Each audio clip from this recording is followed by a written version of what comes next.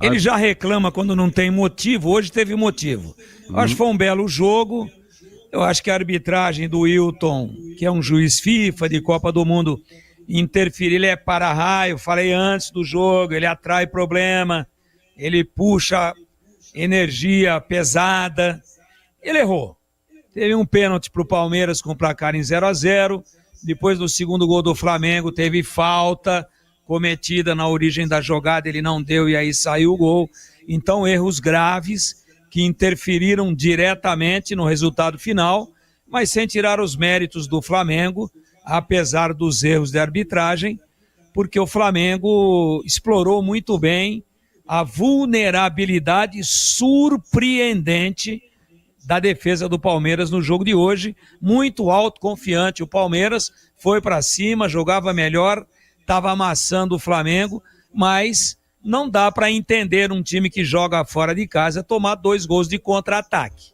Quem está fora de casa tem que ter um outro tipo de postura. É normal que o adversário veio para cima, que ele venha também.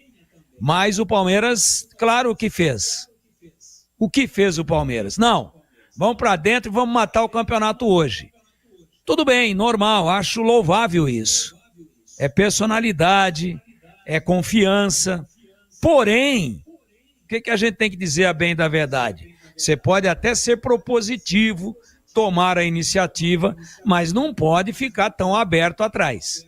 Não pode subir tanto a ponto do Pedro, no primeiro gol do Flamengo, do Arrascaeta, fazer um pivôzinho ali, antes da intermediária defensiva do Palmeiras, dá um tapa e o Arrascaeta entra no toque do Pedro, já nos costados da defesa inteira do Palmeiras, e aí sai cara a cara contra o Carlos Miguel e faz o gol. Então, teve erro de arbitragem? Teve. Mas teve um time que foi muito letal, muito objetivo, né? Extremamente eficiente no quesito finalização, e esse time foi o Flamengo. Toda vez que o Palmeiras errou, o Flamengo executou, ganhou o jogo. O segundo gol do Palmeiras veio já com o jogo praticamente encerrado. Tivesse acontecido antes, provavelmente o Palmeiras, que perdia por 3-1 no primeiro tempo, tivesse feito até 30, 35 do segundo tempo, teria feito 3-2 e incendiar o jogo e poderia chegar a um empate. Infelizmente, para o Palmeiras, ele fez só no finalzinho, já com o jogo praticamente encerrado, e o final foi esse: Flamengo 3, Palmeiras 2, e Edu Pinheiro, para mim o craque do jogo, Pedro, sofreu um pênalti, fez o gol, deu assistência para que o Arrascaeta fizesse o primeiro gol.